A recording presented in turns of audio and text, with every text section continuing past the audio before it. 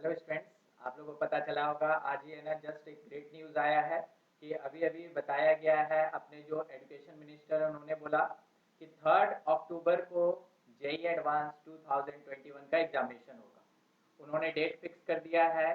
तो इस साल जो कोविड के कारण 3 जुलाई को पहले से शेड्यूल किया गया था वो अब रीशेड्यूल्ड हो गया है और 3 अक्टूबर को अपना जेई एडवांस 2021 का पेपर होगा।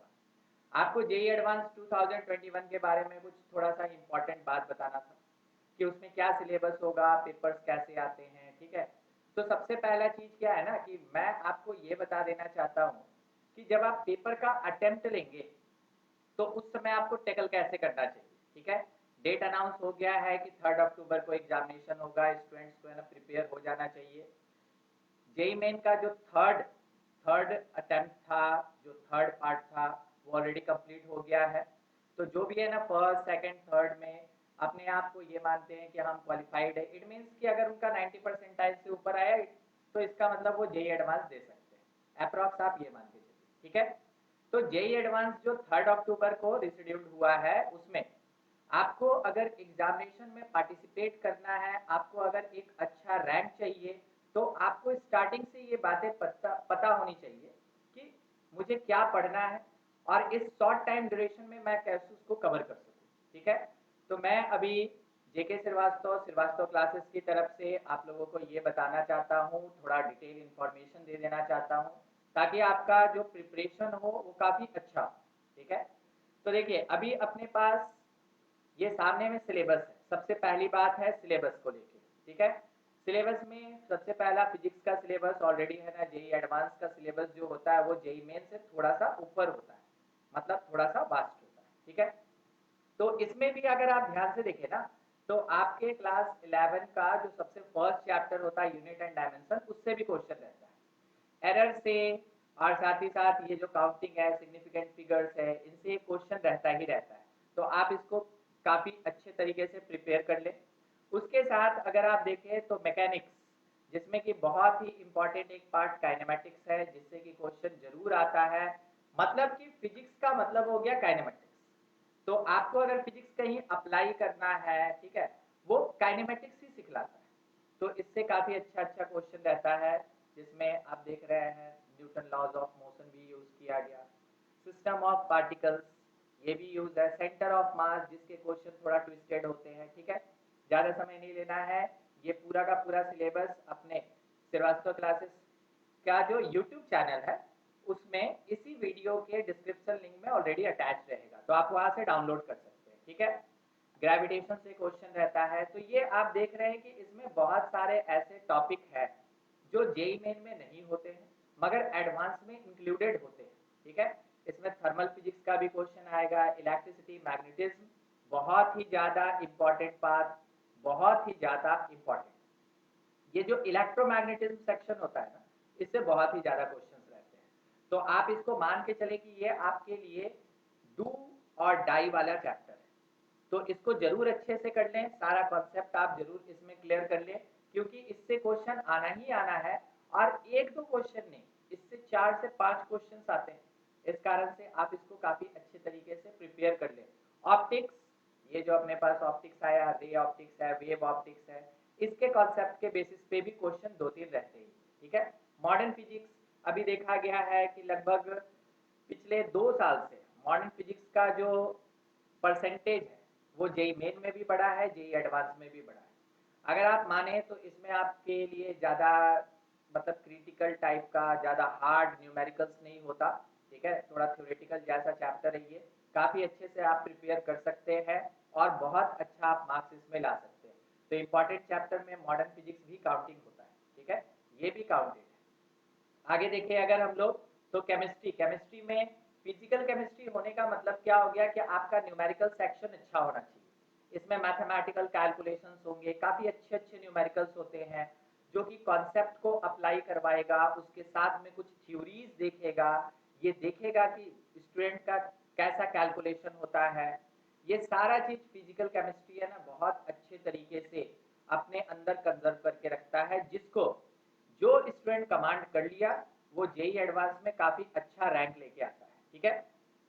इसमें आपका चैप्टर है gaseous state, liquid state, atomic structure, chemical bonding. Chemical bonding का ये जो हाइड्रोजन बॉन्डिंग पार्ट है और इसके साथ में ये जो इसका VSEPR थ्योरी है, इसके बेसिस पे क्वेश्चन रहते हैं। थ्योरेटिकल चैप्टर है मगर बहुत ही ज्यादा इंपॉर्टेंट चैप्टर है और अच्छा खासा मार्क्स आपको दिलवा सकता है। केमिस्ट्री एक ऐसा सब्जेक्ट है जिसको आप अच्छे से अगर करके जाते हैं तो आप मान के चलिए कि आपका रैंक काफी अच्छा हो जाएगा। ठीक है, फिजिक्स और मैथमेटिक्स में मे भी प्रॉब्लम हो सकता है मगर केमिस्ट्री जो है वो इतना ज्यादा स्ट्रॉन्ग क्वेश्चन नहीं दिया जाता है कि स्टूडेंट से बने ही ना।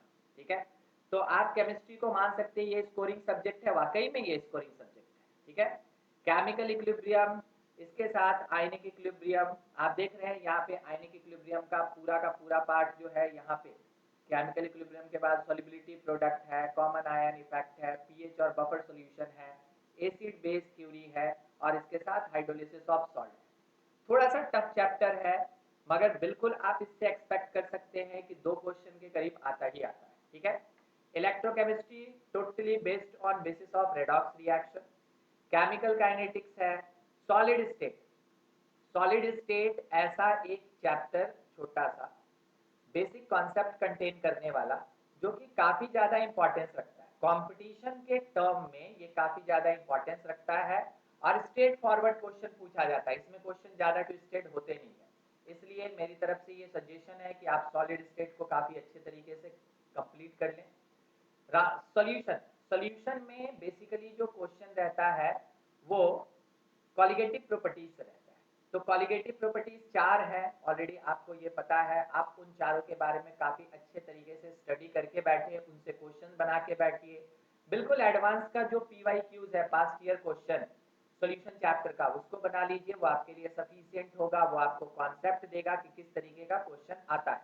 ठीक है, सरफेस केमिस्ट्री मेरी तरफ से ना, सरफेस केमिस्ट्री से लगभग क्वेश्चन नहीं रहता है। न्यूक्लियर केमिस्ट्री बेसिकली क्या होता है, फिजिक्स में यूज हो जाता है, इसलिए ना केमिस्ट्री वाला सेक्शन नहीं देता है। ठीक है, इनऑर्गेनिक केमिस्ट्री में आप जरूर पी ब्लॉक पे खास करके ध्यान रखें, पी ब्लॉक से काफी ज्यादा क्वेश्चन आता है, वो भी ग्रुप 15 और ग्रुप 16, ये आपके लिए काफी ज्यादा इंपॉर्टेंट होता है।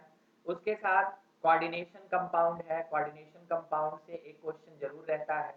मेटलर्जी से एक क्वेश्चन रहता है, इसको आप अच्छे से कर लें। थ्योरेटिकल पार्ट है, बिल्कुल आप याद कर सकते हैं।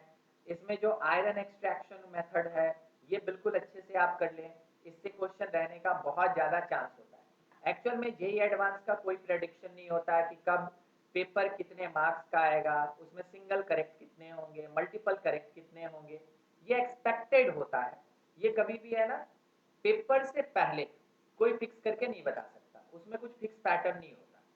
पेपर 2 होते हैं, एक पेपर 1 पेपर 2, तो पेपर 1 का अपना अलग पैटर्न होता है, पेपर 2 का अपना अलग पैटर्न होता है। सेम डे में दोनों पेपर आपको देना है, बीच में गैपिंग जैसा भी है ना डिसाइड किया जाए, जेईई एडवांस जो अथॉरिटी है वो डिसाइड करती है, 2 घंटे या 3 घंटे का गैप दिया जाता है। ठीक है, एक्सपेक्टेड होता है कि 9 से 12 एक एग्जामिनेशन होगा और दूसरा पेपर जो होगा वो 2 बजे से लेके 5 बजे तक होगा, मगर अभी तक ऑफिशियली ऐसा कोई अनाउंसमेंट नहीं आया।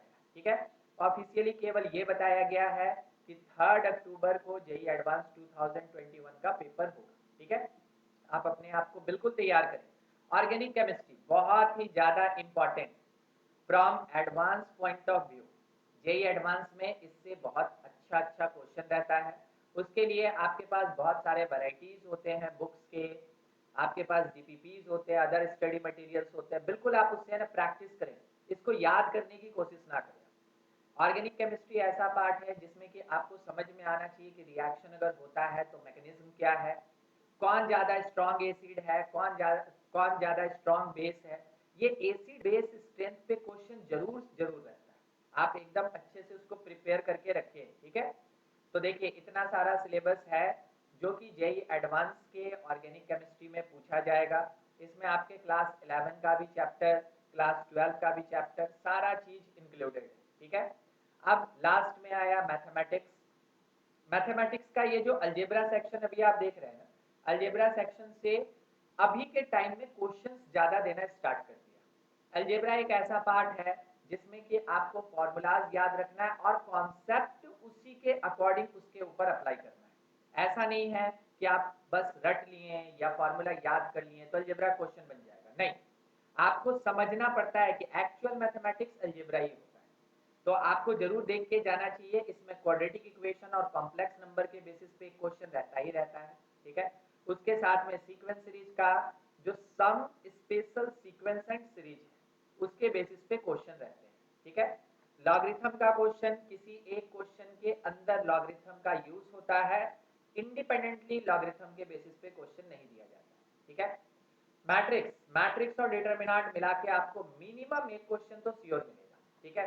यानी कि वो कोई ठीक नहीं होता ना, कोई एक क्वेश्चन 3 मार्क्स का भी होता है, कोई एक क्वेश्चन 4 मार्क्स का भी होता है, कोई 8 मार्क्स का भी होता है, तो एक क्वेश्चन श्योर रहता है मैट्रिक्स एंड डिटरमिनेंट के बेसिस पे। प्रोबेबिलिटी काफी ज्यादा इंपॉर्टेंट अलजेब्रा का ही पार्ट, ठीक है, बहुत ज्यादा इंपॉर्टेंट, और खास करके आपको बेस थ्योरम पे ध्यान रखना चाहिए, और इसका जो बेसिक प्रोबेबिलिटी के बेसिस पे क्वेश्चन होता है उस पे आपको जरूर ध्यान देना चाहिए, उसको प्रैक्टिस करके रखना चाहिए, ठीक है। लास्ट टाइम है, आपके पास 2 मंथ्स का समय है, आप अच्छे से प्रिपरेशन कर सकते हैं। हाँ, ट्रिग्नोमेट्री का कॉन्सेप्ट आपको पता होना चाहिए, फॉर्मूलाज एकदम आपके टिप पे होना चाहिए। इसमें अगर आप कहीं भी फंसते हैं तो फिर आप समझ लीजिए कि कैलकुलस आपके हाथ से निकल गया। इसलिए ट्रिग्नोमेट्री का फॉर्मूला आप अच्छे से याद कर लें, छोटा छोटा एप्लीकेशन देख लीजिए, वो सफिशियंट है, क्योंकि एडवांस में बेसिकली देखा गया है कि ट्रिग्नोमेट्री के बेसिस पे इंडिपेंडेंटली क्वेश्चन नहीं दिया जाता है, ठीक है।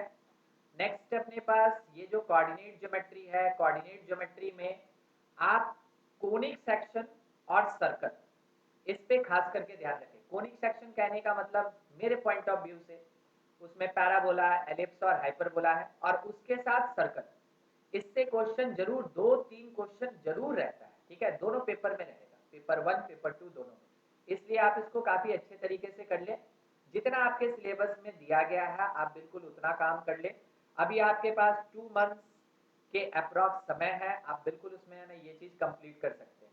डिफरेंशियल कैलकुलस में खास करके आपको एप्लीकेशन ऑफ डेरिवेटिव पे ध्यान देना चाहिए, उससे क्वेश्चंस रहते हैं।